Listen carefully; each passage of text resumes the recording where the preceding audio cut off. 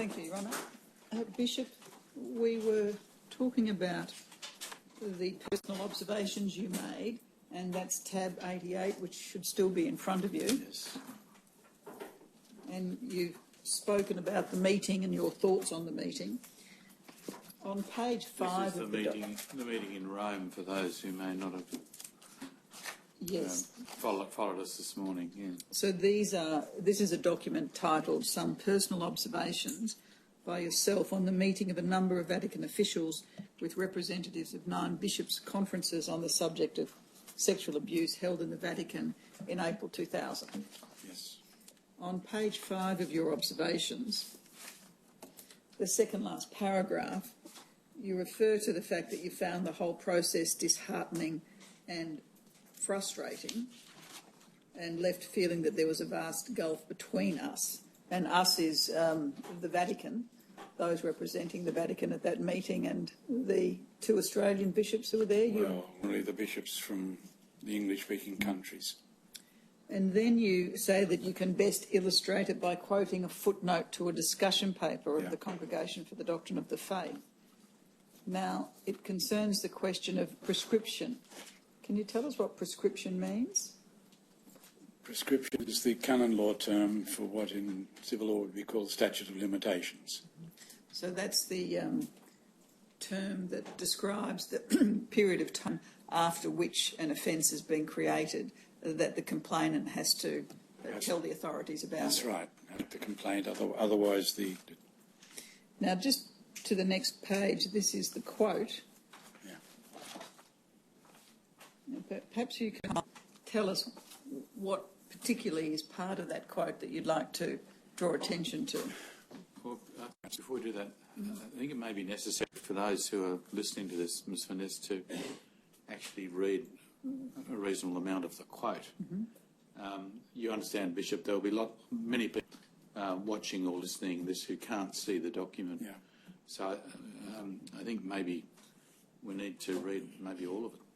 Would you like me to do it, Bishop? I can do it. Unless anyone seeing that, then if I read it out, thinks that's my opinion, which it certainly isn't. No, it might be best if you read it. I'll read it. Yeah. No one will think of it as my opinion. I'll read it.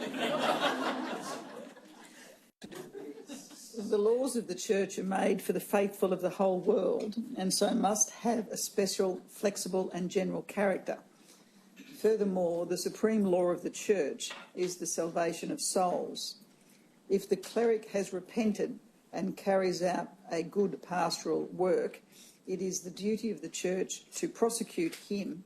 Is it the duty of the Church to prosecute him for his whole life or for a long period of time, as the civil states do?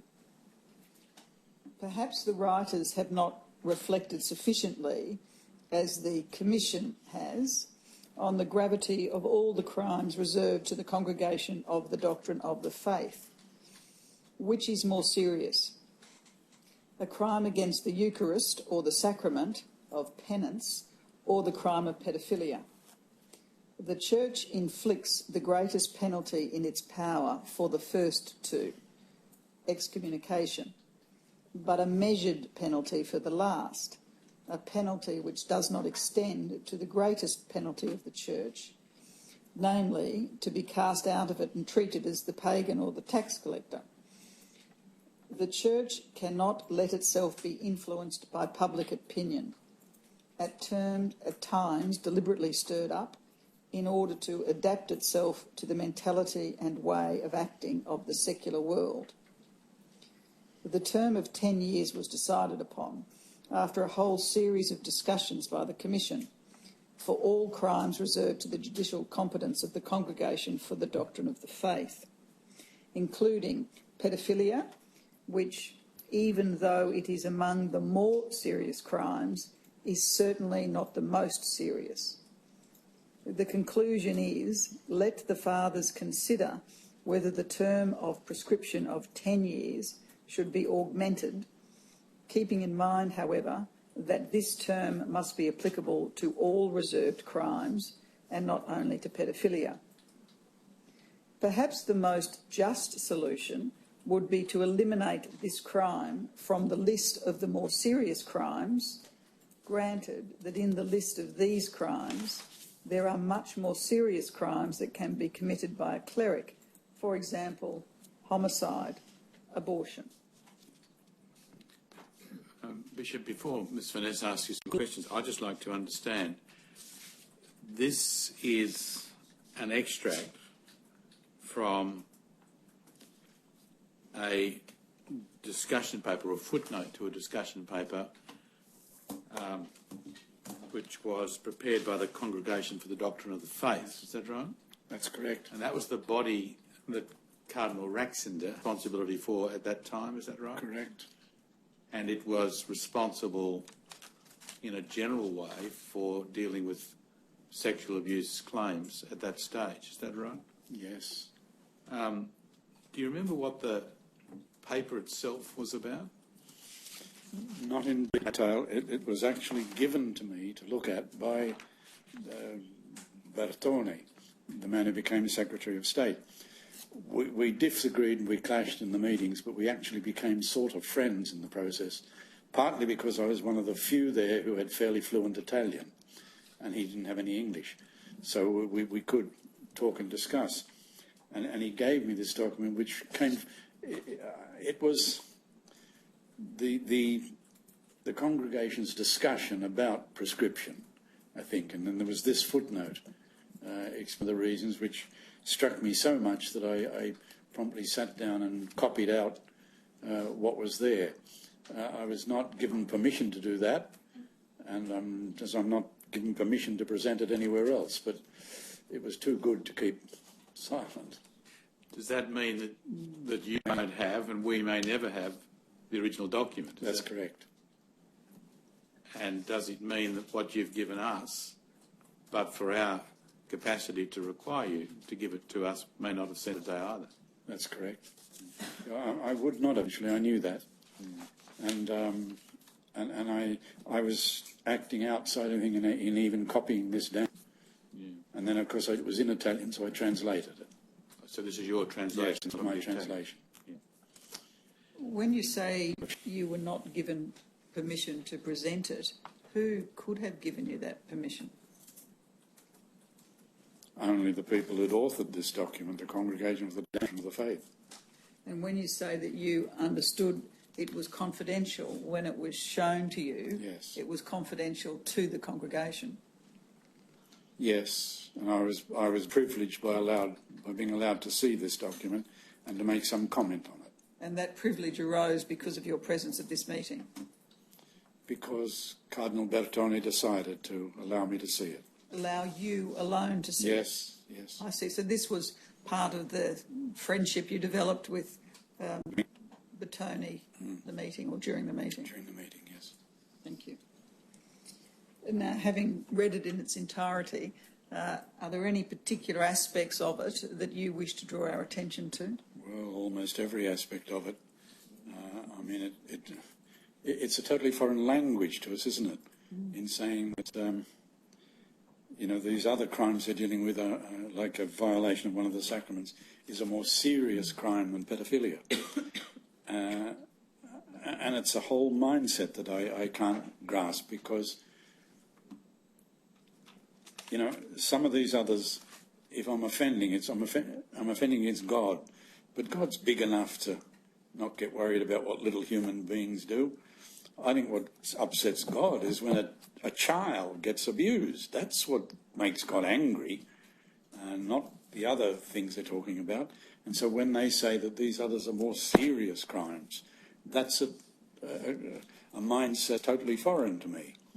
And, you know, the whole thing here is, it just got to me that this is, how can I talk to people who think this way?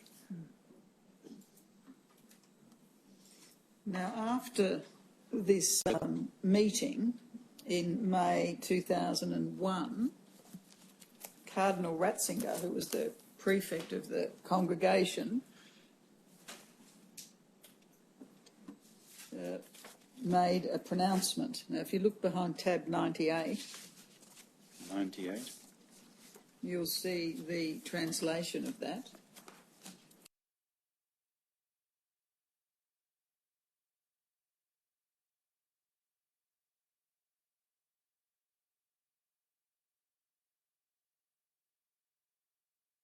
Okay. 98. You'll see the translation of that.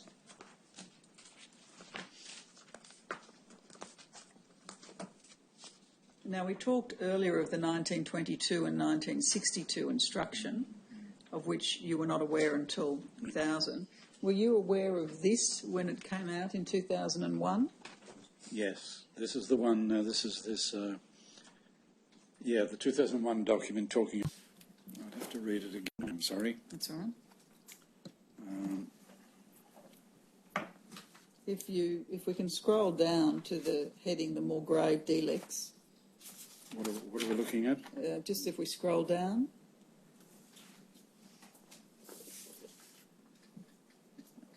So do you see that paragraph beginning the more grave delicts?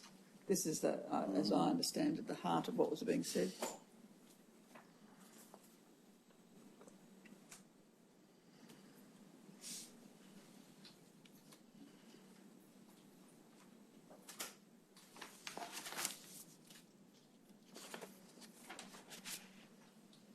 Yes, that's again nothing new. These were the gravest crimes. Mm-hmm. Delicts is an American translation of delictum. Mm-hmm. When they can't find a proper English word, they'll anglicise the Latin one. But anyway, what did you want to ask about it? Well, the first section, you're saying there was nothing new in that?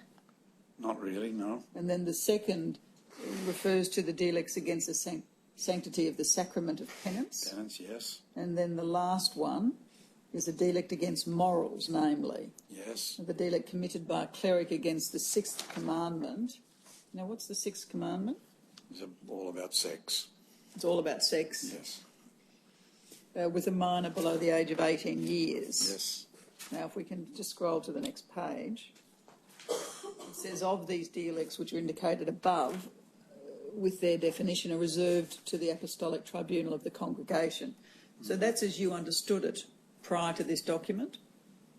That is, the issue of sexual abuse of a minor was an issue that was reserved to the congregation. No, I think that's new. Thought that was new. Some subject to correction here, but I think that's new, that they're all reserved to the Congregation of the Doctrine of the Faith. Mm-hmm. I think before that, we were supposed to handle it locally if there was such a crime. And it was for the congregation to determine the outcome. That's right, before. You know, crimes were never a big part of canon law in those years. Mm-hmm. In fact, later there's even a Vatican document saying that we haven't used that part of the code as it's supposed to be used. I don't remember ever a single criminal trial in Australian history, to be honest, under any of these headings, before the whole question of pedophilia came up. So I think that reservation to the congregation is new. Did it have the effect, therefore, that if an investigation was done under towards healing, then that investigation had no authority whatsoever in the church? That's right. Now, it continues in the paragraph beginning, it must be noted that. Mm-hmm. Now, they say there that there is a prescription of 10 years. And that was... Now, they say there that there is a prescription of 10 years. And that was what you referred to earlier as the period of time. So by this document, they've extended it to 10 years? Well, I think that's the one that the United States and somewhere else, Canada, I think, had that first. Mm. And we actually didn't even bother applying for that because it seemed to be so, abysmally small. Mm. some statistics that I did would say that even this, I put it to about 15% of the cases we got. The other 85 we'd all have to go away, we can't help you. So we didn't actually apply. And this is the document, I think, in which it becomes universal for the whole church. Thank you. Now, if I can turn back to... It's still got the provision that all the people on such a tribunal would have to be priests. So the only change is the period of time that's extended applies to everyone. And the reservation to the congregation, yes. The effect of reserving it to the congregation would mean that if a bishop received a complaint, that complaint had to be sent to the congregation? That's my understanding, yes. And then you would ask them how they wish to handle it. Now, they could say, send it all here, we'll do it. Or they could say, you know, you do the preliminary studies, etc., out in such and such a form, and then send that material to us. Have you ever been involved in that process? No. The Australian bishops as a whole decided they'd go that way. They'd continue, in other words, towards healing, even though it's outside the law. So does that mean they were disobeying the congregation, the Australian bishops? Is that what it amounts to? In this field, that's what the Australian bishops found themselves doing, deciding these laws don't help. They, you know, that prescription alone cuts out 85% of people. What's the point? I mean, if all we could do is if it was outside the 10 years, even from 18, all we could do was write over and say, you know, look, will you grant an exception for this case? And that was one of the complaints I'd had at that Roman meeting. There was this man Pompedor I mentioned, who'd been on the rota. He was good. At one stage he gave a talk, and I can sum up the talk by saying how to get around the law. And I said to him, well, thank you for that. That's been most helpful, but I want a law I can follow, not one I have to get around. You know, where here you can delegate this, and so you don't have 5 priests in the room. You know, those 5 priests can meet, and then they can delegate someone to take the evidence. I said, well, that's fine, but I don't want to get around a law. I want a law I can follow. I want a process that we actually can obey. And they never came up with that. I don't understand how the church works. Does that? I don't either, so... There's a different meaning behind us both, but where does that put the bishops in terms of Rome? Have they transgressed in some serious way by not obeying this? I remember I said earlier about the Nestor case in Wollongong. Yeah. That one did come to a point where a specific order came from Rome to Bishop Ingham to give an appointment to Father Nestor, because he had not been convicted. You know, he'd been twice before the courts. Both times it was him against and gave him so the bishop was given a specific order to give him an appointment, and the bishop replied, no, I won't. But what about the bishops then in not following this? Well, they're in a similar position. They committed some offence under the law of the church? They're saying, we're not going to follow your orders in this matter. Have there been any consequences? No, not that I'm aware of. Rome's pretty good at times at turning a blind eye to things when it sees it's not going to happen quite the way it wanted. At the same time, you know, there was a bravery in what the Australian bishops were doing. What consequences could there be had Rome decided not to turn a blind eye? Well, at its worst, Bishop Ingham could have been sacked. Told you're no longer Bishop of Wollongong, we're appointing someone else. At its worst, they could say that to the Australian Bishops' Conference. You're all sacked. They'd have other forms of pressure. Bishops will, on occasions, disobey a cardinal prefect of a congregation. They won't disobey a pope. And that's the ultimate gun that the people in Rome have. Even say with Bishop Ingham too. Had that cardinal in Rome, instead of doing what he did and ordering Peter to act, if he'd gone to the Pope and got the Pope to order Peter I think Peter would have found himself in an impossible position. You know, he did not want to give Nestor a job of any description, but he would have found it impossibly difficult to say no to a pope. First thing, he would have resigned. But, you know, they've got to be a bit careful when they go to the Pope, because they can't do that too often. They can do it, and they do it, but they can't do it too often or the text are being used. You left your position as auxiliary bishop in 2004, Yes. 3 years after this had been pronounced. Yeah. There was no change in that period of time? No, we sort of recommitted towards healing. That's the method we would follow. Even though, I mean, we knew towards healing was not perfect, but we committed to it rather than go this way. I do not know of a single case from Australia that has been sent to that congregation. As part of recommitting towards healing, did the conference also recommit to the Melbourne response? Did they recommit to it? The Melbourne response. Well, Melbourne did. When Archbishop Pell was moved to Sydney, the new Archbishop Hart, announced that he was going to continue with the Melbourne process. He does to this day. The Bishops' Conference meeting where this was raised, was there a separate motion, one to commit towards healing and the other to, if you lived in the Archdiocese of Melbourne? There would not have been a separate motion because the second one, the Melbourne one, was a matter for conference. All we could recommit to as a conference was towards healing. Melbourne recommitted to Melbourne. Within the conference or outside the conference? Oh, they would have simply informed the conference. Thank you.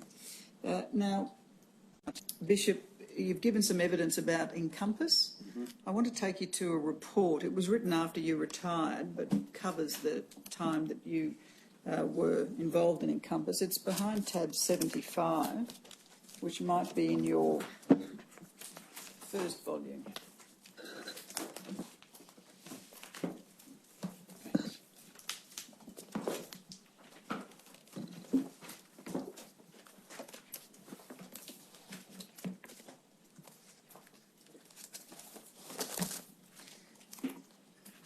This is a report to the bishops in November 2007. Have you seen this document before? Give me 1 second. I'll just get some of these papers out of the way. 70. What is the number of the tab again, please? I'm sorry, it's tab 75. 75. That might help you. Yes.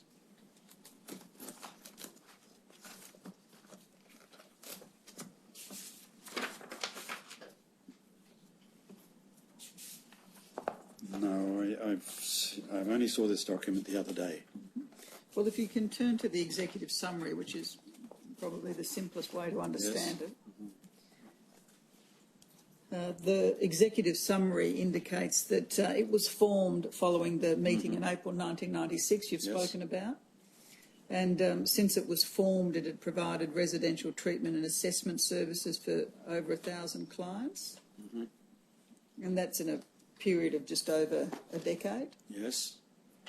When you were involved in setting it up, what were your thoughts about how many Encompass might see over, say, the first 10 years? Well, this 1,000 would include far more than sexual offenders. It would include, and it would include far more than the full treatment program, which involved a week of assessment and then a 6-month intensive program. The number 1,000 would include people who came for all sorts of other programs. Sometimes they were one-day programs. The number of sexual offenders would be nothing like that number. No, you'll see it refers to treatment and assessment services. Yeah. So the assessment services could be quite brief, but the treatment, particularly the residential treatment, was a commitment for a week or so. Well, residential could be a week or so, yes.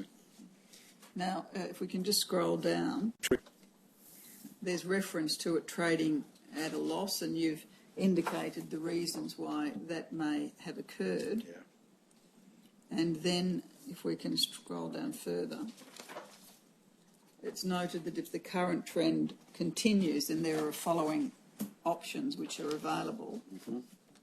And ultimately the recommendation, if we can turn over to the next page, was that the services which they provide should continue to be made available through alignment with the Catholic healthcare provider, with the bishops and congregational leaders financially supporting Encompass. Now, I appreciate that you weren't there at this time, but what do you think of that as a process? Which particular bit are you referring to here? The bit in bold, which was the recommendation of the report. Is this on page 2 of that? Oh, no, I beg you. Yes, it is on page 2. It's on the screen too. Oh.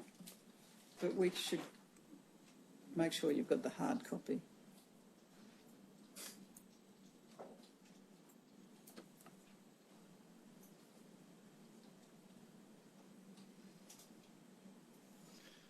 I'd agree with that last paragraph. The stark reality is that church authorities appear to want the services of Encompass, but are slow to avail of these services until a crisis looms. What do you think about the recommendation that's 2 paragraphs ahead in bold? The service of Encompass should continue to be made available through alignment with the Catholic healthcare provider, together with an undertaking from the Bishop to financially support Encompass through this. We tried even in my time, we were trying to align with St Vincent's Hospital and with the John of God brothers, but we failed on both of those. And so Encompass was left alone. I could say as a general comment, no one wanted to touch this subject of sexual abuse. And no one wanted to be seen as associated with it in any way. That was within the church. Certainly on a couple of occasions I made an approach to government for some assistance for various things. Got nowhere, absolutely nowhere. They would not be seen to be associated in any way or to be quoted as being associated. So, yes, it was extraordinarily difficult to get. And a lot of plans were made but fell through. Ultimately, Encompass was on its own. Thank you. Now, Bishop, if I can take you back to the time when you were on the College of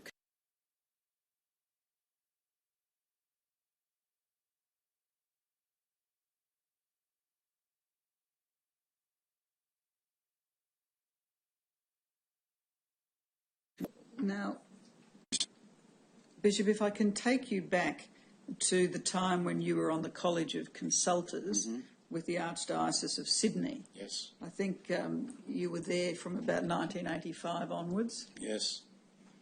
Now, there was a meeting... onwards. I beg your pardon, 1984, thank you. There was a meeting that the minutes of which are behind tab 110 of the second volume, so we'll just make...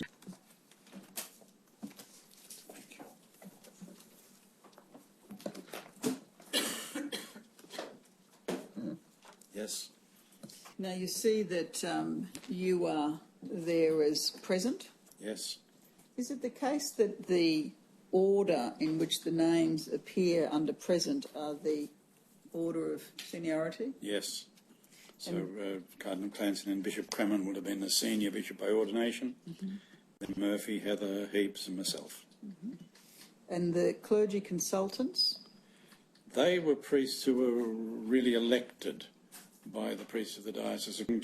They were in age categories.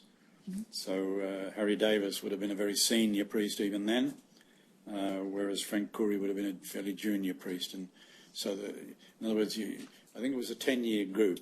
You elected your representative for this group. So each of those marked as present or as clergy consultants made up the College of Consultors? No, it's the first group. It was the consultors. They were called consultants, and that's changed. They're now called priest representatives, and they are there only for the beginning of this process.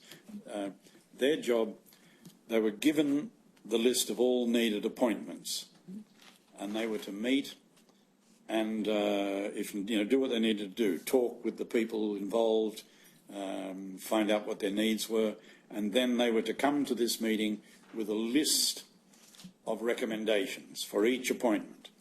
And they made those recommendations and they gave their reasons for them, and there was discussion with them, and then they left the meeting because they were not consultors. And it was the ones at the top who remained who then advised the Archbishop. Usually they would take the recommendation of the consultant, but sometimes they would end up not doing so.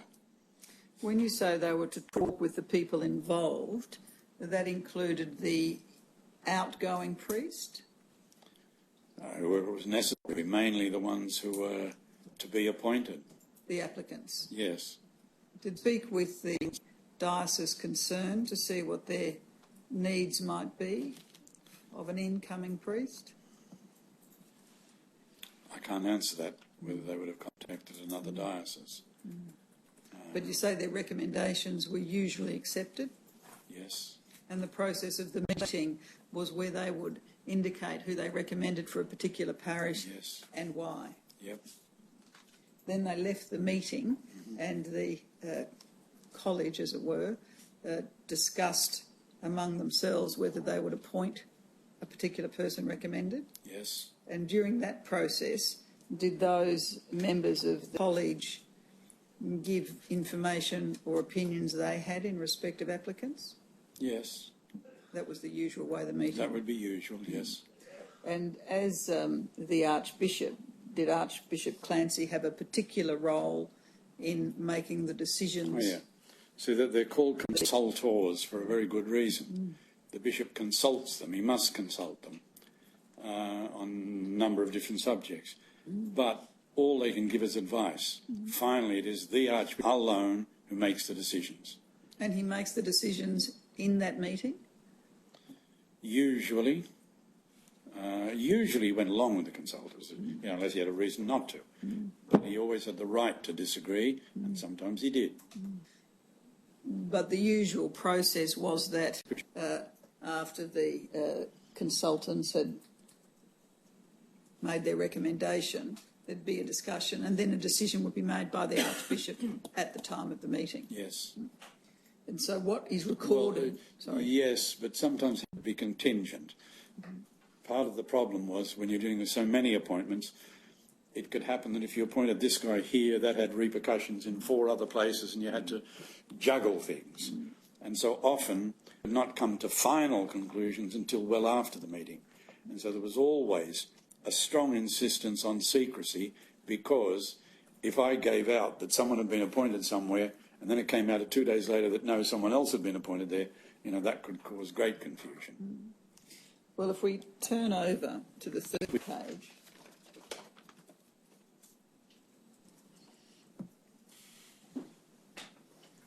do you see at the top, yes, there's reference to mention also was made of Reverend G. Ridsdale's availability during 1986 to work in the diocese? Yeah. And then he could possibly help at Narrowena until a new pastor is appointed. Now, do you recall that being mentioned at that meeting? No. Did you know of Jerry Ridsdale at this time? No. Not at all? No, never heard of him at this time. And you can't help us now about what might have happened at this meeting in relation to mention being made of this? Only in a negative sense.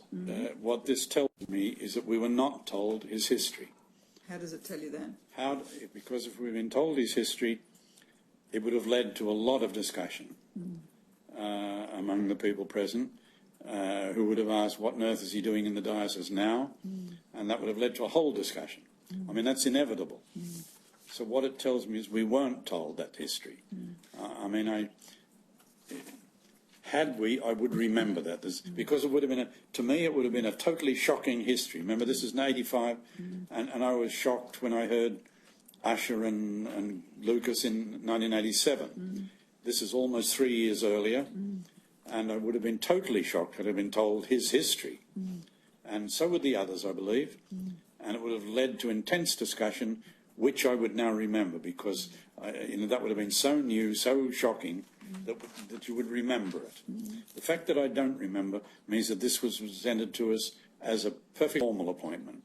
This man's from another diocese. He's here to do a national job, and our job in it is to give him a place to live and a place where he might do some pastoral work on a Sunday.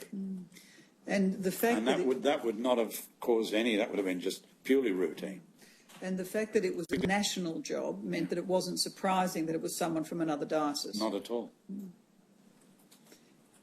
In the event that Archbishop Clancy was aware that he was moving from the diocese he came from because of sexual problems, would that be something you would have expected him to raise with you in the context of this? I would, yes, I would expect him to. And what would that expectation be based on? Well, if you want advice from people, tell them what's going on. Don't just tell them this is someone from another diocese who's working on a national job and wants somewhere to do a bit of pastoral work. Then that's not really consultation, is it? I would have, I mean, except because it would have raised for him what on earth the person was doing, and it's very possible that the consultors and even the priest representatives would have said, we don't want this person in the diocese. Even back then, that would have, at the very least, it would have led to probably a fairly heated discussion. What about if Archbishop Clancy was told that he was moving because of sexual problems, but that he was receiving treatment? Would that make a difference? Well, clearly he made the decision that he was not going to tell the consultors. How much he knew, I can't tell you. I would assume that he'd been told the whole thing. I would assume that he'd asked questions, but I don't know that. Remember, he was not the one who took the man into the diocese. That was his predecessor, Cardinal Freeman. And again, how much he knew, I can't tell you. But if he knew that Ridsdale had been accepted into the diocese with the knowledge of sexual problems, he was undergoing treatment, and there may be certain conditions attached to his presence in the diocese, would that make a difference? Well, it should make a difference. I noticed a little later, not in this meeting, Bishop Heaps was asked to speak with him. Now, that would be routine, normal, because the inquiry centre's in the eastern region of Sydney, and he was the bishop of the eastern region, so he's the one you'd get to talk. But how can he have a real conversation if he doesn't know the history? As far as John Heaps knew, again, he was a guy from outside coming to do a national job. Sure, I'll meet with him. Sure, I'll find a parish for him to live. Yeah, routine.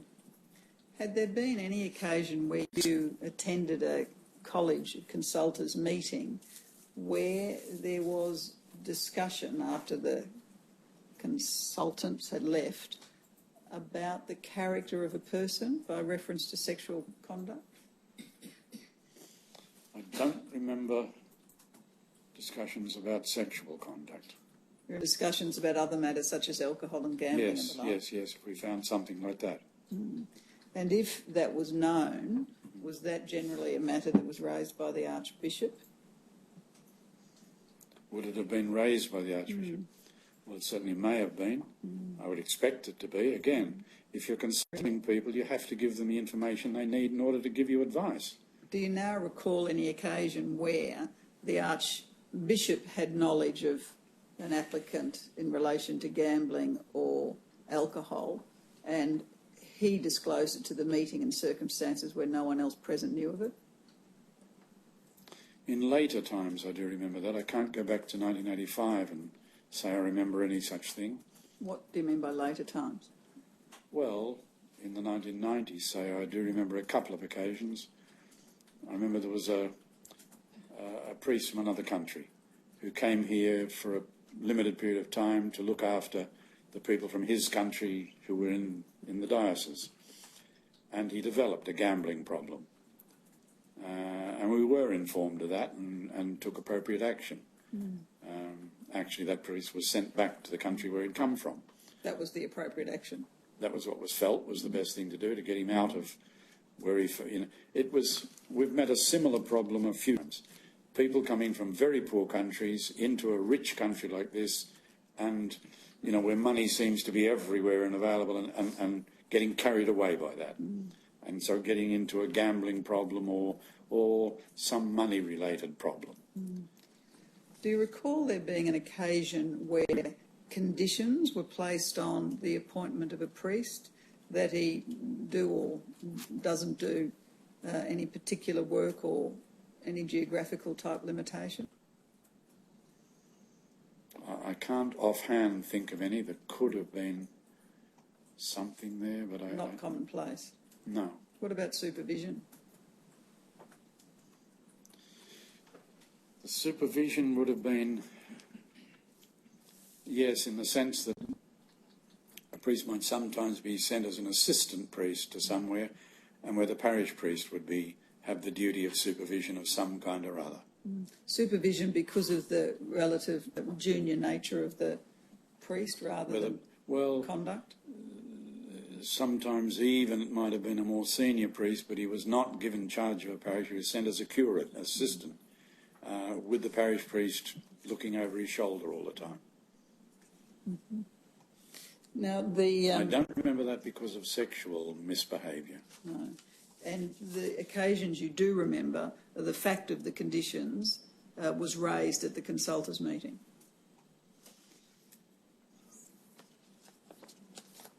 I honestly don't remember. No. And now, if we can just turn to tab 111, this is the meeting of the 15th of January 86. You were noted to be on vacation. Yeah. And if we can turn to page 5, there's reference to Ridsdale being appointed assistant priest subject to Bishop Heap's consultation with him. Is that what you were referring to before? That's what I'm referring to. That would be normal. He was in the Eastern region. John Heaps was the bishop there. That's who you'd delegate that to. Mm. So you would expect Bishop Heaps to have a chat with him just to make sure that he seemed like an all right chap? Whatever the issue was, I don't know. Yes, would this be acceptable? Where would he travel? Did he have a car here? You know, things like that. Now, the next meeting... If I can add, if John Heaps had been aware of this man's true history, we'd have heard a very different story. He's deceased now, John, but he would not have tolerated. Now, just turning to the next tab, number 112, this is a meeting on the 5th of March 1986, and you were present. Yes. Archbishop Clancy was in Rome. And if you turn over to the 3rd page, at the bottom of the page, under the heading Administrators Appointed, if we can go to that 3rd page, and you see down the bottom of the page it says Forestville, Reverend G. Ridsdale, 1st of April. Mm-hmm. Now, you don't recall that meeting? No. Again, the same would have applied. Had anyone raised... At this stage, it was. I have to conclude this was all routine. I say that very honestly. Had there been any real history of this man given, it would have led to a great discussion, and I would remember it. Thank you, Bishop. Now, you made a statement to assist the Royal Commission, dated...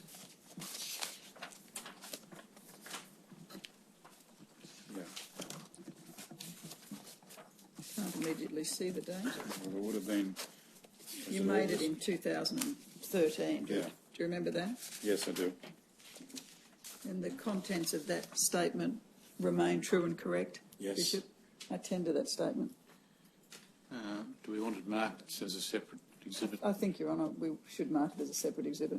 Well, it'll become Exhibit 1 in what? 31. 31. 31-1. It'll be Exhibit 31. 1. And, Your Honour, I tender also the tender bundle, the 2-volume tender bundle, which I've taken the Bishop to a number of matters. We'll take the bundle, or the 2 bundles together, and make them Exhibit 32-2. Thank you. Now, 31-2, Your Honour. Sorry, 31-2, yeah, sorry. Now, Bishop, also in 2013, you provided an opinion piece for the ABC, and I think you have a copy of that with you, don't you? What is this now? In 2013, you provided an opinion piece. I'll give you another copy of it. Thank you. Yeah. You recall doing that? Don't recall giving it to the ABC, but if it says so, then I did. You accept they got it one way or another? They got it one way or another. Yeah. Now, in this... this would have been in connection with the publication of a book, yeah. Yes, yes. And in this publication, you referred to 3 things that must be done to eradicate sexual abuse from the church. The first, to identify and remove all offenders. Secondly, reach out to and assist victim survivors. And finally, identify and overcome the more fundamental causes of both abuse and the poor response to it. Yes. And this article was addressed to the third of those. Yes. And what you say is that there are some causal factors common to all offenders and others particular to each, and that abuse is more likely to occur when the 3 elements of unhealthy psychology, unhealthy ideas and unhealthy living environment come together. Yes. And you suggest that the major fault of the church in this field is that it refuses to look at any teaching, law, practice or even attitude of the church itself as in any way contributing. Yes. Now, you then go on to suggest some elements in the culture that deserve consideration. And the first is reference to the angry God. Yeah. What do you mean by that? I think this, I found such dealings as I had with offenders. Now, I never carried out some complete survey, but I did meet a lot. And I found that all of them were caught up in an angry God. That is a God of fear. And, their basic understanding of God was, and their relationship with God was based on fear. And I felt there's got to be some connection here, because that sort of religion is unhealthy. And it will lead to unhealthy consequences. And so I did feel, these are fields I feel need to be looked at by the church. Remember, I've said 2 paragraphs earlier, one paragraph earlier, the major fault of the church in this field refuses to look. The church is not good at handling faults within itself. It tends to ignore them, to cover them up, to do anything, but not look at them. And I felt that this one needed to be looked at. Do better statistics than I had as to, looking at offenders and seeing if what I believed was more universally true, that they were into this angry God and fear of God. See, it leads to a morality of doing things because you're afraid rather than doing things because they're right. Not making up your own mind. You obey the law of someone above you, and you don't really think for yourself. I just felt that it was... I also felt that it was behind a lot of the other problems, and that if you wanted to solve those other problems, you had to really go back to this one. So I still believe this, that it's an area. It may sound esoteric, but I believe it's an area, one of those areas that the church really needs to look at now if it wishes to overcome abuse. I mean, the thinking behind this is, here you've got priests. Now, when they first went into a seminary, they were all idealists. All of them were. They wanted to make this a better world. They wanted to, reach out to others, help do all those things. I remember someone saying that years ago, that you'll never find a more idealistic group of people than seminarians. They're filled with these ideals. And yet they've ended up doing this. Now, that's a massive fall somewhere along the line. And you've got to look at what caused this. Furthermore, it's clearly obvious, even though we don't have the statistics, that sexual abuse by priests and religious has been at least as great as any other group in the community. maybe more. I mean, I'm not in a position, certainly don't deny it. I'm not in a position to really, say yes or no. But there's been this massive amount of abuse. Surely it makes sense to look for causes. And if we're not looking for causes, we're not serious. Mm. So that's what's behind this paper, the book that's behind that. I just believe that's got to be an essential part of our response to abuse. Mm. You refer particularly to sex and the angry God. Yeah. Well, classic case of where people observe the church's sexual morality out of fear, because the church threatens eternal punishment if you don't, which is a pretty big thing to threaten. And it comes down to, to take it to its extremes,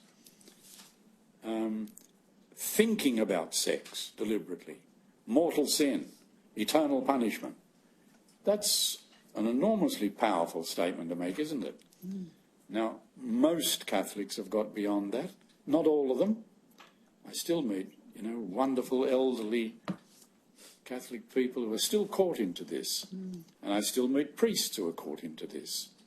Well, the Archbishop with the paddles. Well, that has to be, doesn't it? That's that sort of thinking, particularly where he's afraid of the human body.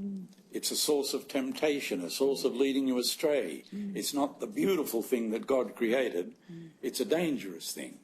And then sex becomes dark and troublesome and a negative force in life. Yes, and we've got to get beyond that if we are serious about abolishing abuse. What about obligatory celibacy?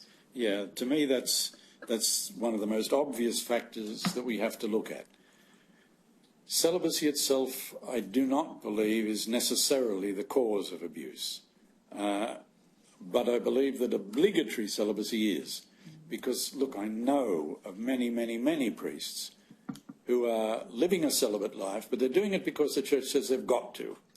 It's never been something that they've accepted as good in itself, or even as an essential part of being a priest. They believe they could be very good priests as married people, and would love to do so. But an unwanted, unaccepted, unassimilated celibacy has to be dangerous. First things I would want the church to look at. To look at and leave behind? Well, look at first and then decide whether to leave it behind. Personally, I believe the decision would be to leave it behind. And those who chose I would start by having it'd have to be secret. You're not going to get priests to come out and say these things publicly in front of the media. But, a secret survey asking priests, very personal questions of how they've coped with celibacy, how they've coped with sex, what their real beliefs about it are, what they're thinking about the law of celibacy is. I believe that people in authority would get a big shock if they asked those questions. Well, I was going to ask you from your discussions, what do you think would likely to be the majority answers to those questions? They'd have to know that what I say will not go to anyone else. You'd have to do it in such a way that you knew it was a priest doing it, but he didn't have to put his name on it, that sort of thing. Because without that, you will just not get the honest replies. What do you think the replies are going to be? I think a great number, and I would say, a significant majority, would admit I'm celibate because the church says I've got to. It would not be my choice.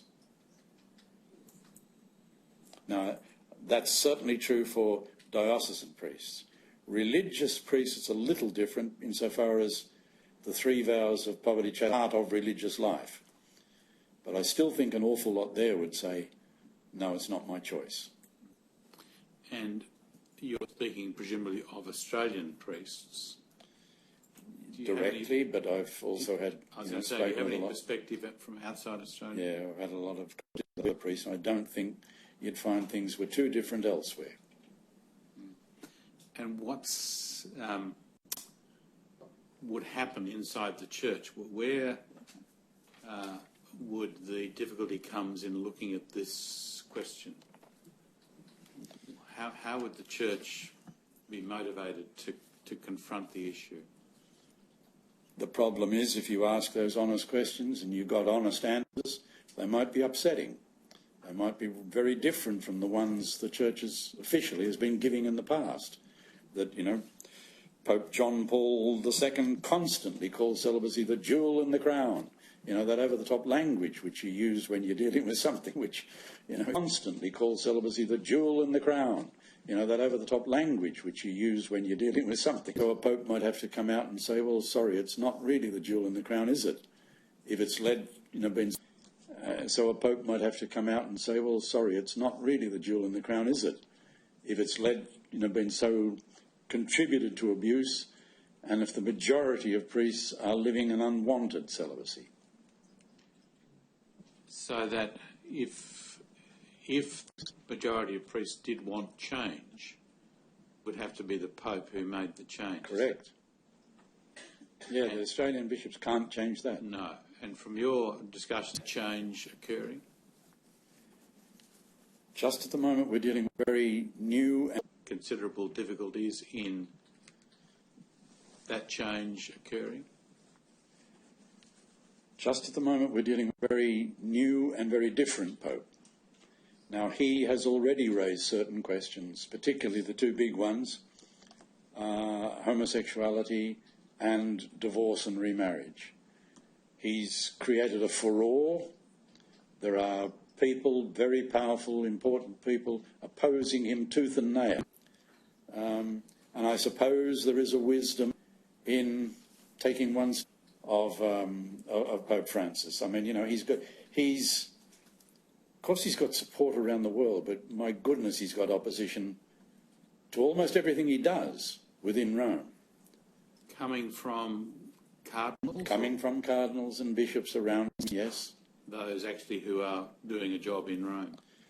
Cardinals? Coming from cardinals and bishops around, yes. Those actually who are doing a job in Rome? Oh, plus many around the world. You know, it's even now, the second half of this synod is to take place in October. The slightest guarantee that he'll get serious change on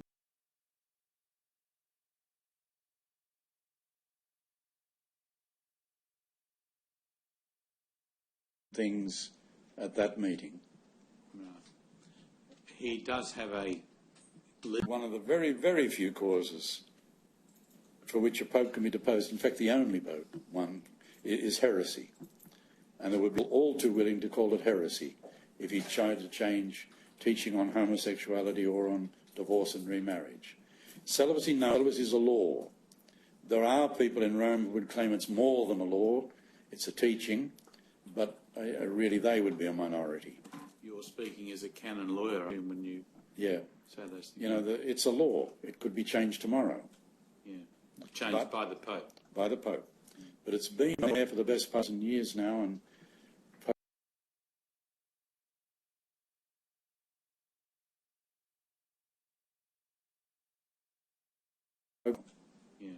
changed by the Pope. By the Pope.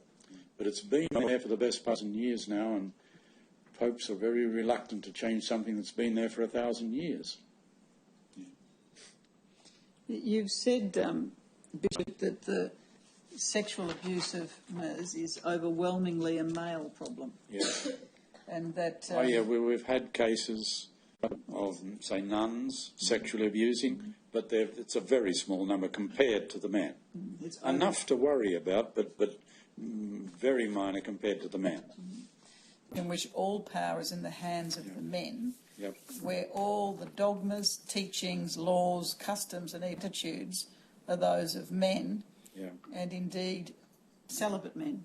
Yep. How does that affect those victims of child sexual abuse in the Church, coming to terms with the response to them? Priests, when they first enter the seminary, are taken out of the world. Now, that was even more so in earlier years, but it's still there. They're taken off into seminaries, where everything is masculine. There are very few women around. You know, that's changed a bit, but only a bit. I had an aunt who was a nun and who worked at the seminary at Manly.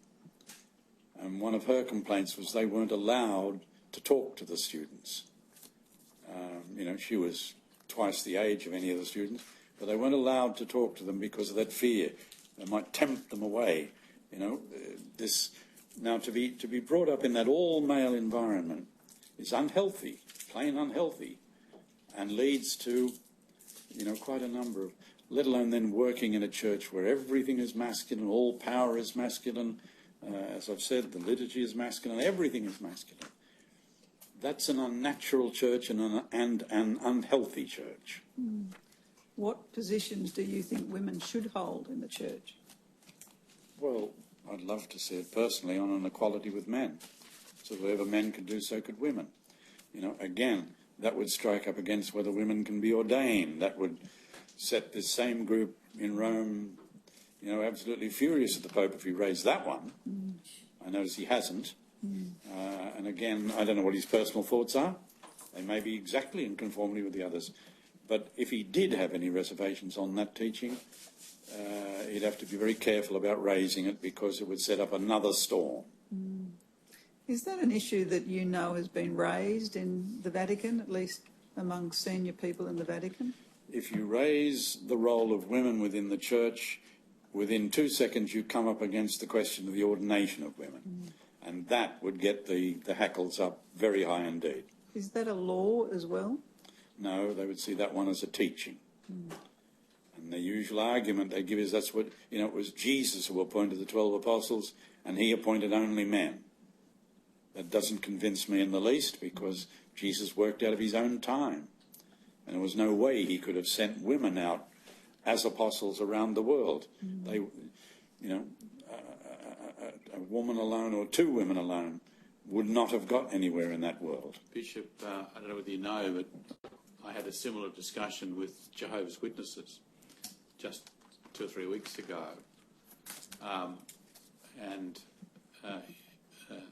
Is it right that the debate within the Catholic Church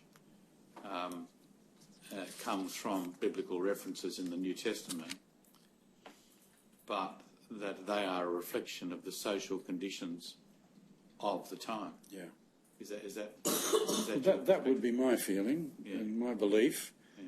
That, yes, the times didn't really allow of that. No. And Jesus acted within the times, within the understanding of his own time.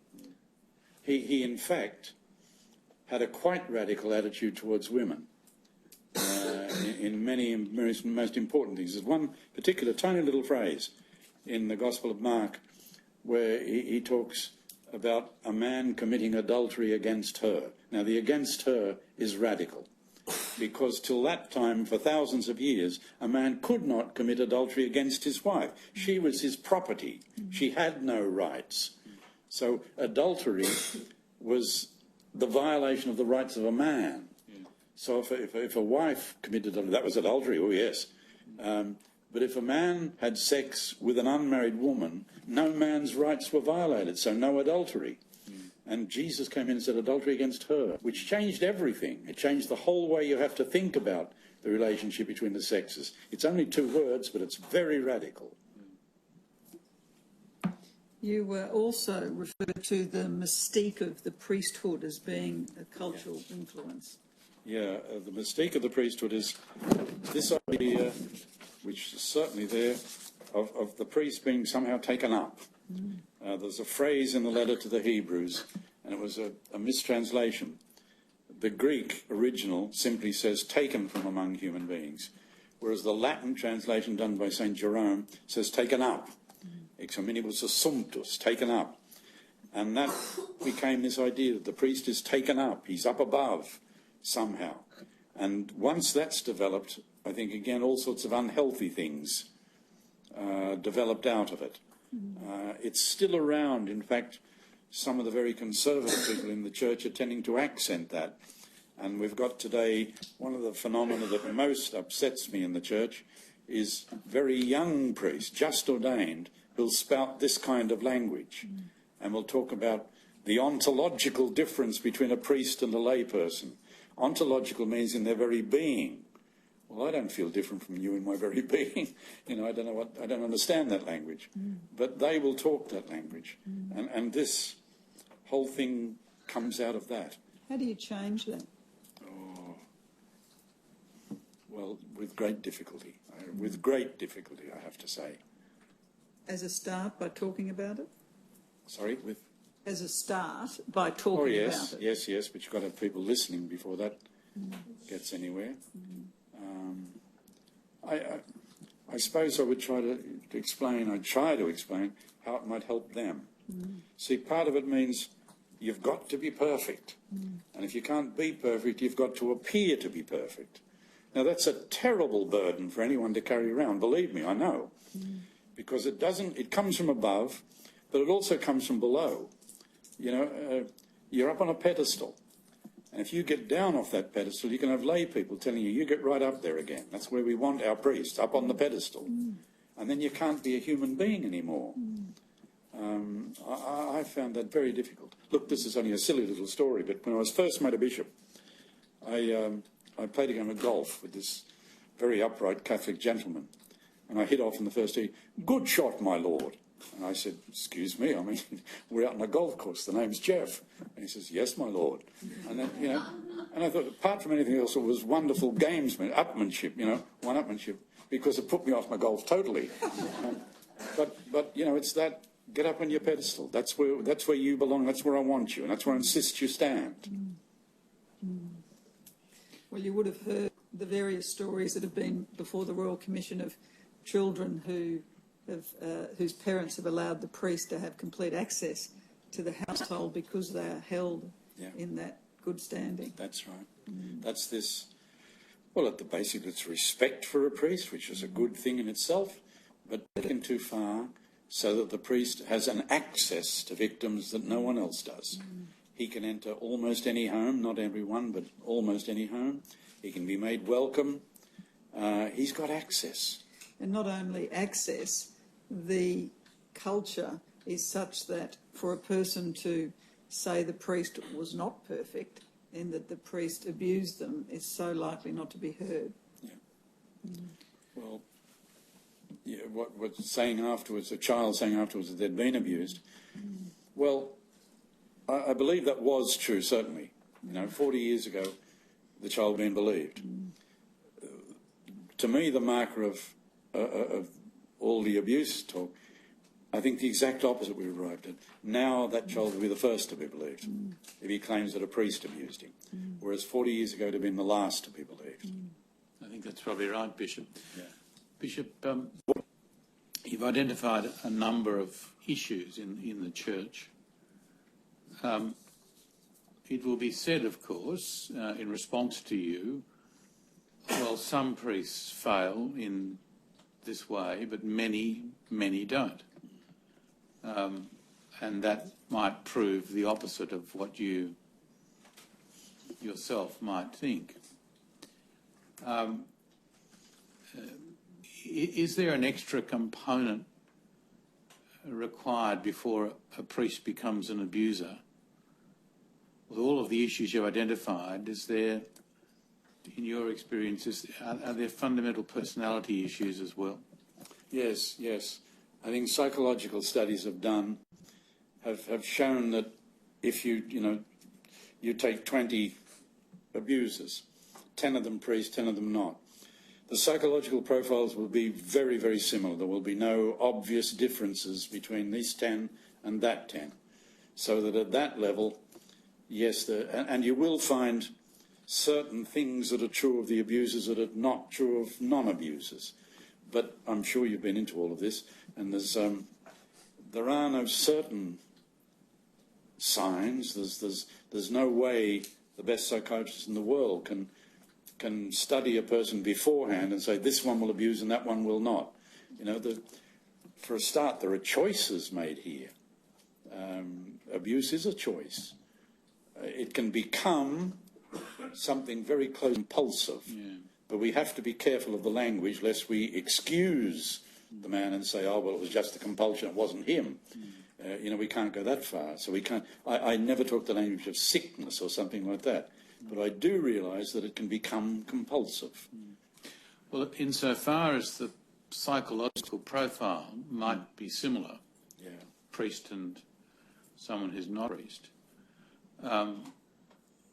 could it be said, therefore, the Church does not need to look into itself to see whether its own structure and culture have contributed to the problem? I would find that very hard to accept. You know, something has led to this. Something has led people who ought to be the best to become the worst.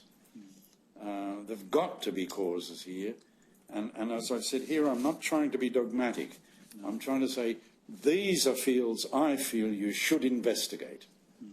I'd love to, get people around the world and get as many offenders as they can together and study them and ask the same questions and see, so they do fit into the kinds of categories I'm talking about. Yeah. The views that you've expressed in relation to the Church, its structure and culture, to your knowledge, would they be shared by many senior people in the Church? I think we'd have to make a distinction here. Bishops are not going to come out against the Pope. They're not going to agree with, celibacy ought to be changed or something. Whereas if you're not talking about bishops, if you talk about other senior people who don't have that kind of obligation on them, look, I think that there is a very large number of people would say, well, look, I might agree with the different things you got here, but I'll go this far. Yes, they should be investigated. Yeah. And plus a few others I'd add, this other person might add. I think they'd look at that little list and say, yeah, they need to be looked into. And how would, assuming there was a consensus in the Church that they should be looked at, how would the Church go about looking at them? You would need the Pope behind it. True, but would there be a process? Would there be a Vatican Council that would... Pardon me for saying this, but they'd set up a committee. Well, that would be the preliminary one. Yeah. Actually, a lot of people laughed at me when I suggested a council in that book over this issue. Yeah. They said, no, because to me, when they think of a council, they think of something like the Second Vatican Council or the Council of Trent or something like that. Whereas you can call a council to look at one single question. It doesn't have to be a great big affair that goes on for years. You can, and I feel sexual abuse is a massive problem within the Catholic Church. It's big enough to call a council to look at that one single issue. And you need to do preliminary study to have some group beforehand. Yes, these are the issues we'll look at. And they might take this list and cross that one off and add this one, what have you. And you do studies on that long before this council actually came together to make the decisions.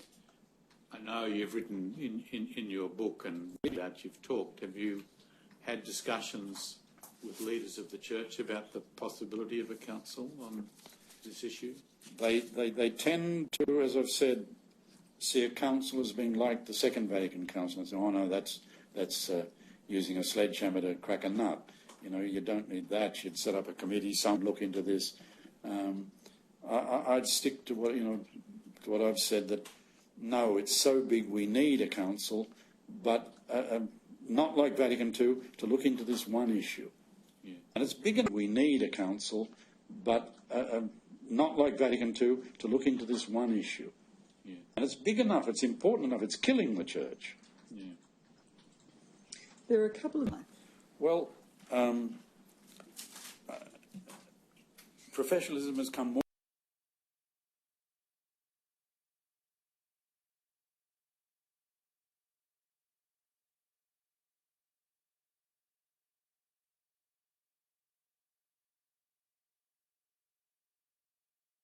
How does that apply? Well, things like supervision, periodic appraisals, etc. None of that has come in for priests. I tried very hard when I was a bishop in Sydney to introduce these things with predictable results. Those who least need an appraisal were willing to have one. Those who most needed them wouldn't go near it with a barge pole. That's a predictable answer, isn't it? Neither Archbishop, neither Clancy nor Pell would make it obligatory. And I wanted them to. I thought, these things... And I thought priests are lagging behind in all this field. So I've mentioned things like better selection processes, a psychological assessment, a training that places as much emphasis on human development. I've long been saying, if you want a good priest, first find a good human being. There's no way you can build a good priest if you haven't got that human foundation first. And then a supervisor, in-service training, a code of conduct, even forms of dress look at again. Just me, I'd prefer a distinctive tie that would be modern and yet would be distinctive. But to look at these things of professionalism, and I think the Church is lagging a long way behind in having them in place. Who would be a person with sufficient authority to change those sort of things? Well, this doesn't need the Pope. This could be done right here in Australia. And so with the bishop in his diocese, or the bishops' conference could take it up and develop, some ideas about it, and then pass some resolutions that, yes, we'd all do that. It would then still be up to the individual bishop in his diocese whether it would actually happen. But the conference could take it up, and could take it up tomorrow. In this article, you also refer to infallibility. Yeah. Under the heading, a Pope who can't admit mistakes. Yeah. That's also part of the culture that Yes, it is. That's part of the poor response. A Pope's not going to... See, if he raises the question of celibacy, in a way he's setting himself up against 1,000 years of popes before him. That would take immense courage. If a Pope commits himself to something in the public and repeats it, it's very, very hard for him to back down from it. You and I, we can get up and say, look, I got that wrong. I made a mistake. A Pope finds it very hard to do that because of this infallibility business. See, infallibility is very restricted, actually. It only applies to very, very few things that a Pope ever says. But there's a thing called creeping infallibility, where it creeps out from there, and it covers almost anything where popes have put a lot of prestige into a certain statement. I'll give you an example. Contraception. Some popes have spoken out against that, and publicly, that they've made it really difficult for another pope to come along and say, hey, fellows, you got that all wrong. So it becomes, in effect, something close to infallible, even though it isn't. There's been much said secrecy within the Church, particularly looking at the history of canon law we've talked about today. How does the culture of secrecy add to the culture that you believe assists in covering up child sexual abuse? Secrecy is a very, very big thing in Italy. I am told it actually goes back to Roman times. So it's been around for 2,000 years, and so it's not easily changed. Every Italian knows the two phrases, bella figura and brutta figura, which the first means literally a beautiful figure, the second means an ugly figure. What they mean is keeping up appearances. You tell others, you appear in the best light possible. You keep secret anything that would put you in a bad light. Now that's a very, very Italian thing. Ask any Italian here in Australia about that and they'll tell you, oh yes, we know all about that. It's very, very common. So the Church, as a result too, is imbued with this idea that you always present the best appearance. You always secret things that would look bad. And that's a very, I know I've said it's Italian, but remember that Rome is in Italy. Yes. And that's where the centre of the Church is.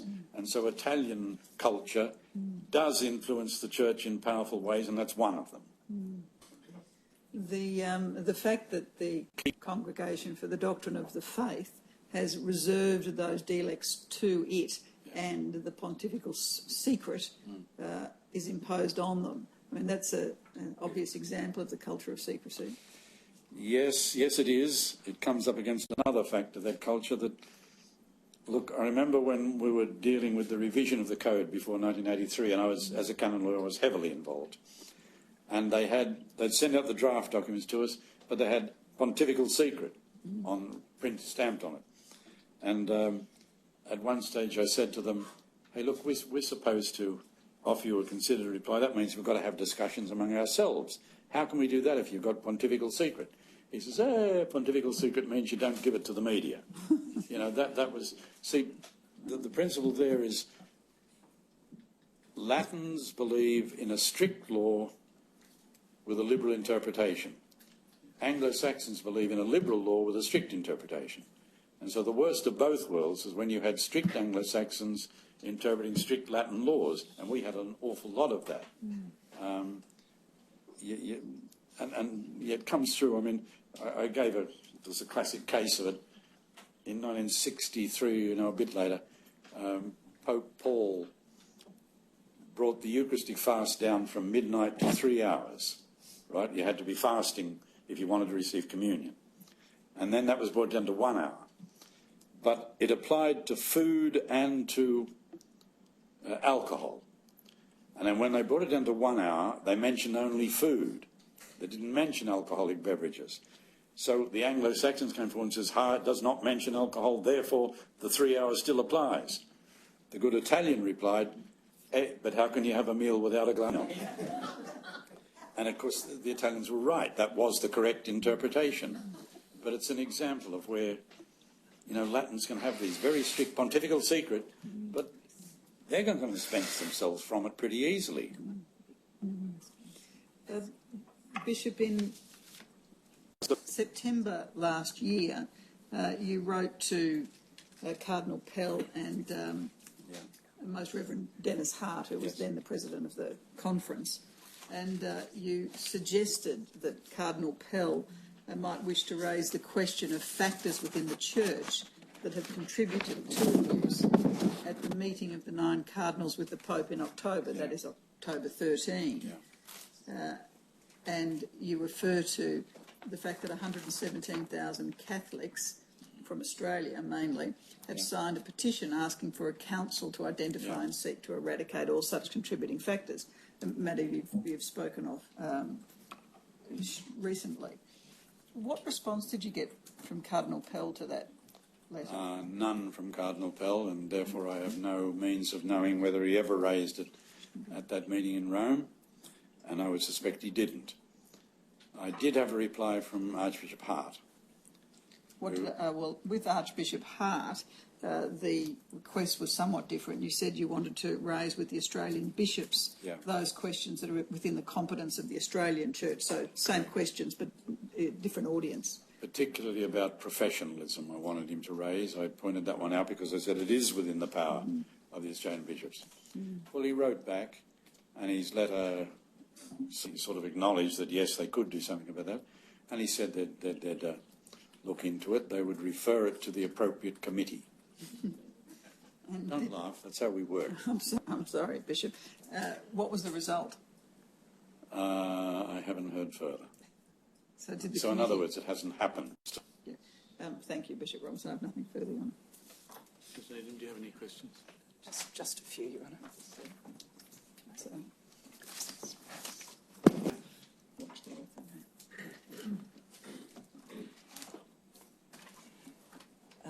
Bishop, just on that last answer that you gave about committees are how we work, I think you've mentioned a number of times that the issues first under consideration by the Special Issues Committee, which then became the Professional Standards, the Bishops' Committee on Professional Standards, were part of the AC response to child sexual abuse in the Church. And would you be able to tell His Honour about the structure of the ACBC and the committees under it and how the committees report back to the ACBC? Well, this is why I said don't laugh at our setting up committees. We work through committees. Remember, these are very, very busy people. with very big jobs and enormous demands on them, and no other method would have worked. So we set up, from memory, it was 19 committees. I remember they started with A for Aborigines, and it worked through to social welfare, you know, all sorts of industrial relations, all education, you name it, all sorts of things. And then we had to rely on the committees to, at each, they were supposed to consult with the experts in their particular field, and then twice a year at our conferences to come back with recommendations to us. Now, we assumed they'd done their research, we assumed they'd talked with the relevant experts in their field, and so we were open to accepting motions. You know, sometimes there was fierce debate about a motion, but at other times we would accept the motion that they moved because we didn't know any better, and we assumed that they'd done their homework, and so this is how conference worked. So if a big new problem came up, such as abuse in 1987, instant reaction, set up a committee. That's how we did it. And that special issues committee was set up. Yes, and expect that they would then start talking to the experts. That was their job. And the special issues committee was set up quickly after that issue Yes. was first brought to the conference's attention. But I think that was in 1988. Yes. And it wasn't, would you say, a means of shunting the issue off or covering. It was a means of working on it, is that right? No, indeed I can go so far as to say that if they wanted to shut it up, they would not set up a committee. The committees were an essential part of the conference. And indeed, by December 1990, as is demonstrated by tab 10, I won't take you to it, Bishop, but the issues under consideration by the Special Issues Committee were set down for an all-day discussion. Yes. With a recommendation that, a recognition that that would extend the conference by a day. Yes. And again, that is a demonstration that the conference is working. Yes. I think that was on the issue. I think that was an extra day was added to the conference even. Yes. Now that was very unusual, and it meant the issue was important. Mm. And you were, when you came onto what was then the Bishops' Committee for Professional Standards, what were your goals in coming onto the committee, and what did you hope to achieve? Well, the very first goal was the one that I'd been asked to do, to get that committee moving, to produce things. I suppose the second one was to widen it out from simply producing a response to complaints to some more goal response to abuse within the church by, the other fields that we were meant to look into. So if you want, in a brief terms, my goal was to do what I could to produce a global response to this problem. And you recall that the healing document then in its infancy got a good review by Justice Wood, the Commissioner. It did. Justice Wood called it a quite serious attempt to respond to abuse. Yes, I forget his exact words, but he actually spoke quite nicely about it. And later, quite recently, I think in 2013, Anthony Whitlam, QC, said the following: for his purposes, it's only necessary to remark that had the procedures for reporting child abuse laid down in that document, then towards healing, been in force in 1984 and observed in Marie at the time, Father F would have been stopped in his tracks. Yes, do you recall I read that comment. Yes. And basically I'd agree with it. If towards healing had been there back then, if it had been implemented properly, it would have stopped the man. And would that have been part of the goals that you would have had and maintained through your work? Yes. Now, one of the other aspects of the work of the Bishops' Committee of Professional Standards was the setting up and maintenance of Encompass. Yes. And you asked a couple of questions, and I won't go over the ground, which has already been covered. But you asked some questions about the length of the program, assessments and residential programs. Yes. When one was looking at a sex offender, someone who was a child sexual abuser, there difficulty wasn't there sending them overseas for treatment? Well, there was certainly the cost. It would have been at least twice what we were charging here. There was also the difficulty of getting visas in some cases if they'd been convicted. Yes, because if they were offenders, not be given a visa. And the assessment for that program, the child sex abuse program, how long was the assessment phase? Well, they had two types of assessment, 1 or 2 days, one was a week. Child offenders would have been given the week-long assessment.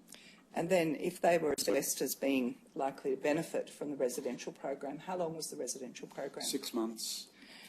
And can you tell His Honour about the kind of therapies and the kind of work that was done with those offenders? It was a global therapy. I can't give you the whole, but it was based on a team approach.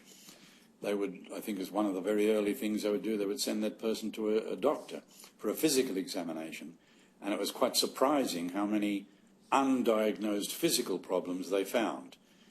These were people who, because they were offenders, had not gone near professionals. They'd kept away from them, and a lot of undiagnosed things were found.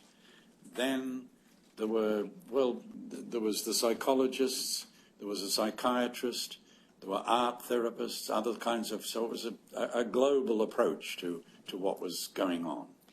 And the work of Doctors Taylor and Robinson... They're not doctors, they're psychologists. I'm sorry, Mr Robinson and Ms Taylor, is that correct? Yeah. Who were psychologists, was very important in setting up the program. They were key. And they were recruited from the US, although they were Australians. They had been working, they were... Actually, he'd been a brother and she'd been a nun for some time. Then they left, both of them. They'd done psychology at some stage, and they ended up both working at the same place at Silver Springs in Maryland. It's actually almost a suburb of Washington, at the treatment centre there. And that's where they specialised in this field of treatment of sex offenders. And then they were both Australians. And at a certain point when we were looking at overseas models, we discovered the two of these, and quite frankly, we headhunted them to come home and set up something here, which they agreed to do. And you worked quite closely with each of them in setting it up, and you were, I think, the chair of the board of Encompass. Was. And how long did Encompass remain open? 10 years, I think is true. It opened in 1997, it closed in 2007. And you were the chair of the board until 2004? Until 2004. Okay. And what's your view of the value of the work done by Encompass with relation to the kinds of people that are subject to this commission? The view that I came to have was that if you send me one offender, I cannot give you any guarantee that that person will be cured. Never use the word cured. I can't give you a guarantee they'll never offend again. If you send me 100 offenders, I too encompasses, the number of future offences will be not merely diminished, it will be drastically diminished. And how did Encompass fit within the broader purpose of Towards Healing?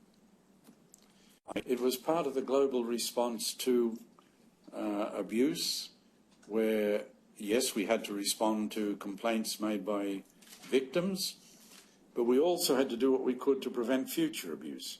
And we saw treatment as an important part, not the only part. Obviously I've talked about also looking at causes within the church of this phenomenon and abolishing them. But treatment was seen by us as an important aspect of preventing future abuse. And I think you've told the Commissioner that the reason it was closed down was the cost and the level of use of it, which was unable to sustain. The level of use for offenders, and then this perception that if you went there you were an offender, which kept a lot of other people away who may have kept it open. Because you also treated people with alcohol or other drugs. Or depression or whatever. Depression and the like. All right. Moving on to the question of the meeting that you had at the Vatican in April 2000, you, in your commentary, your confidential commentary, made the point, I think that's it. Sorry? confidential.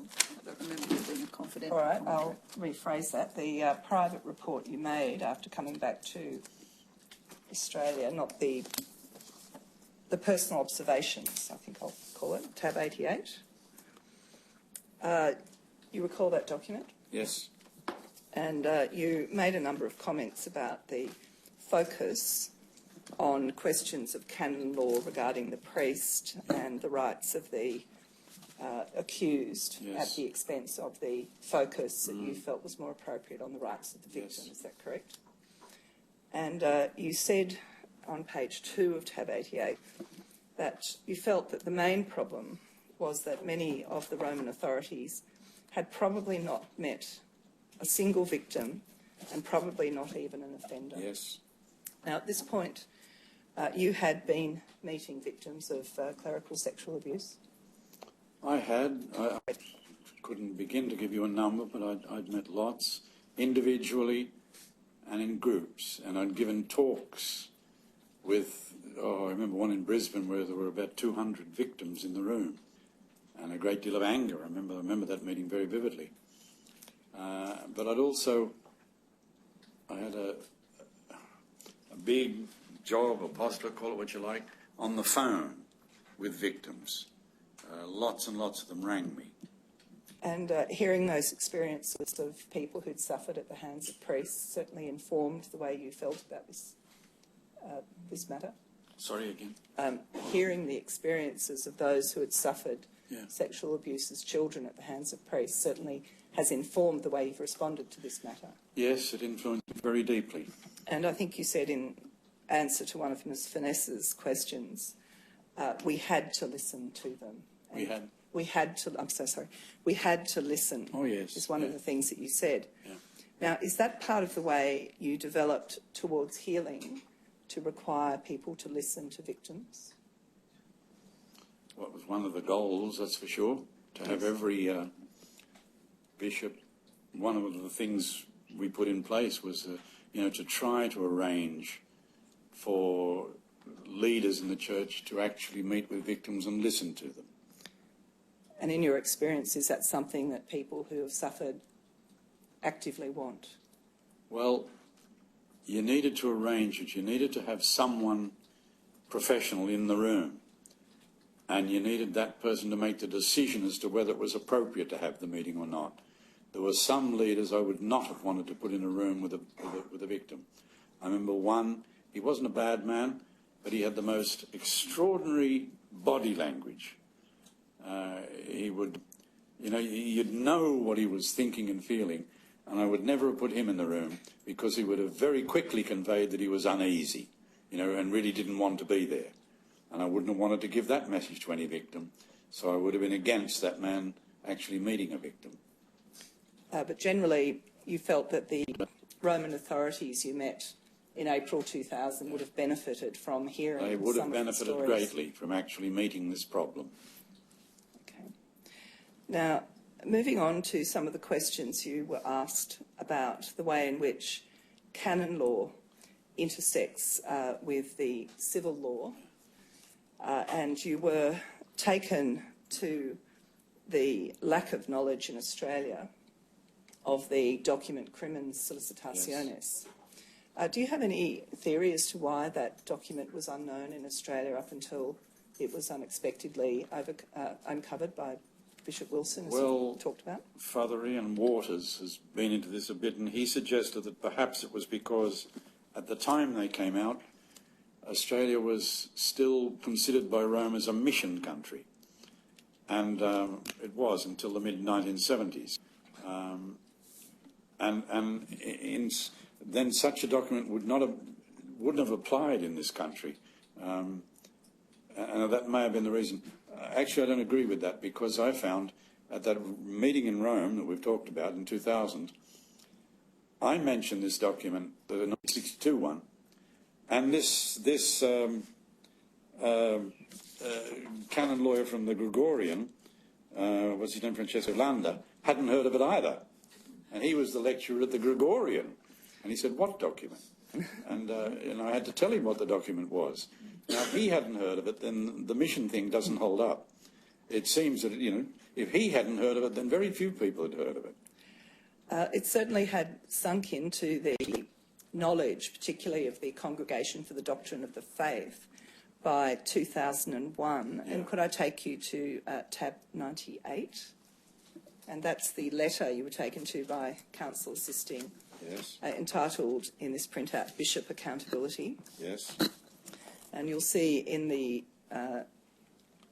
second whole paragraph, which commences at approximately the same time, if it could be scrolled down a bit, there is a reference to the instruction Crimen Solicitationes issued by the Supreme Sacred Congregation of the Holy Office on March the 16th, 1962.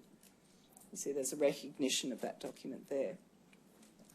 Now, going on to the next paragraph of that letter, that Bishop Accountability letter, you'll see that that letter appears to be notification to the bishops of the entire Catholic Church of the effect of what has become known as Sacramentorum Sanctitatis Tutela. And forgive my pronunciation. No, it's fine. Thank you. Can you see that paragraph there? I think I've got the paragraph you're talking about, yes? Yes, it starts having carefully considered Yes. opinions, I'm sorry.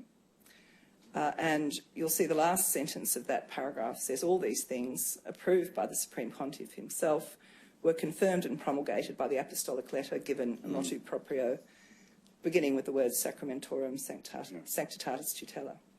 And then the balance of that letter goes on to note that more grave delicts, which include child sexual abuse, be reserved to the Congregation of the Doctrine of the Faith. Now, you agree that that letter is dated January the 24th, 2001. Yes. And if you go to tab 99, which is the next document, you'll see that by 2002, the National Committee for Professional Standards was considering whether to accept those procedures. And if you go to the second page of that document, at the bottom of the page, there's a heading, Setting the Agenda. You'll see the first question is, do we follow the procedures of the Congregation for the Doctrine of the Faith with the slight modifications allowed to the US? And I think that was an extension of the limitation period of some point, is that right?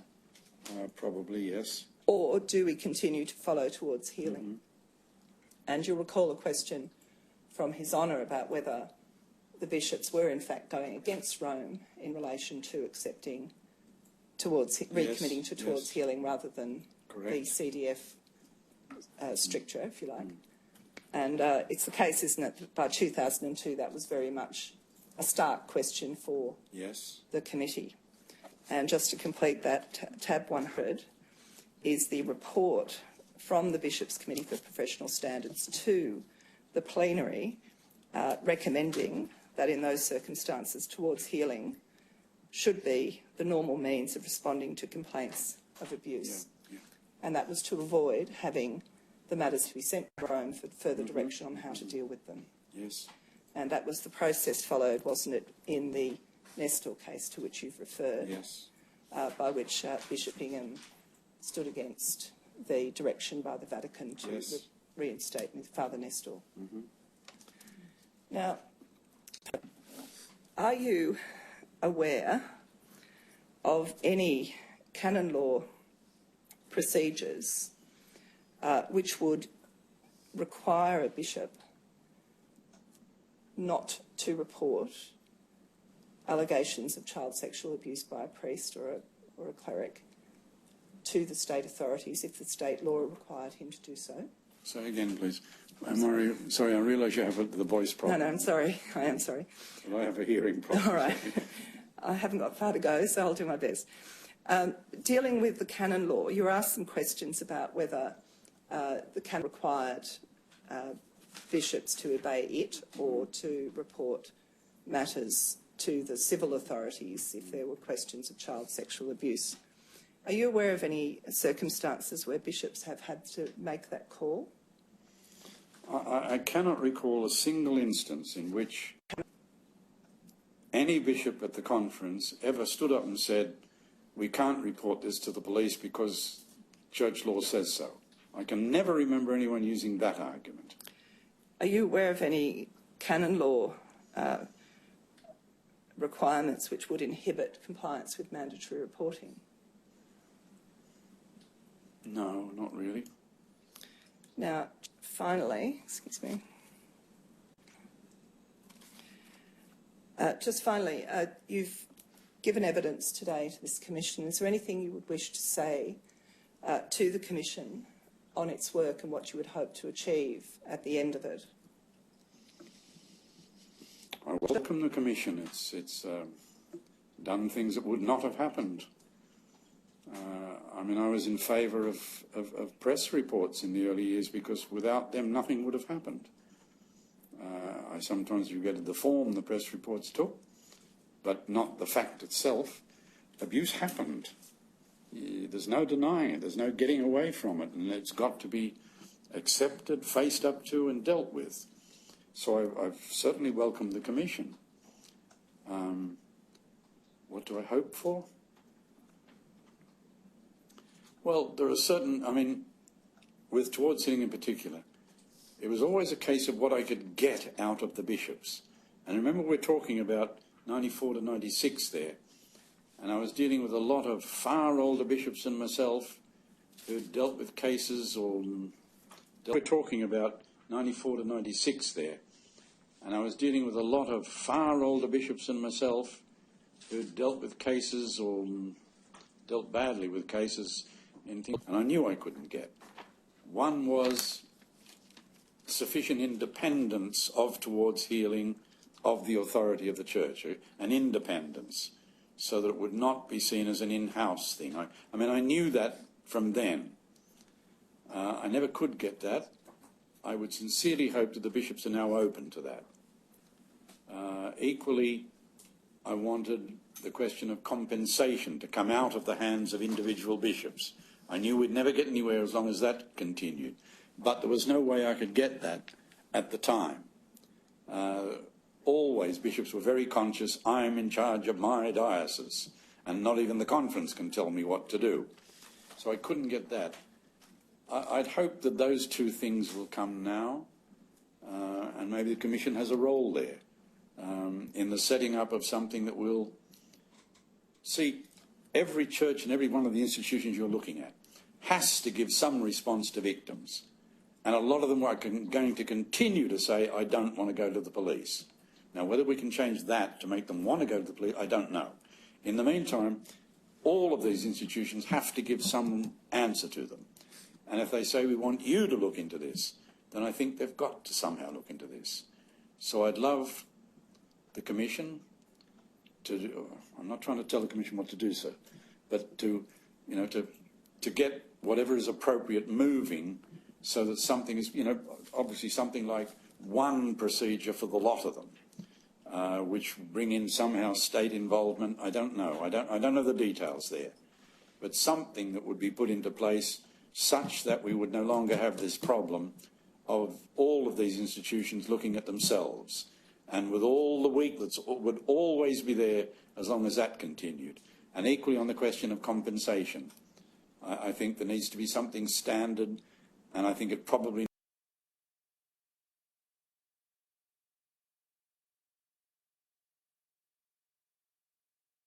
continued.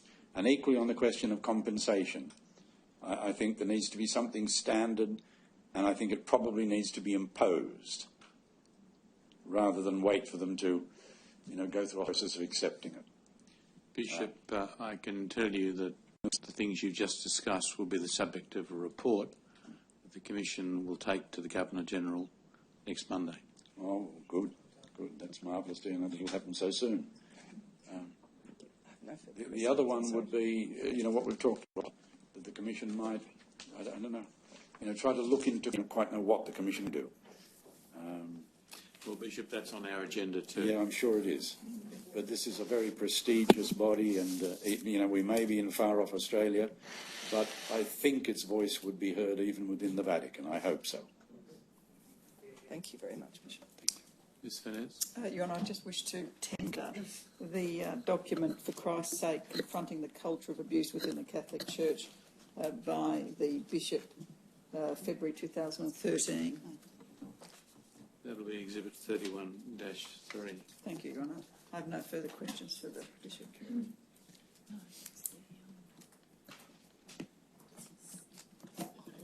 Bishop, thank you for your evidence today and for your time you've otherwise given to the Commission.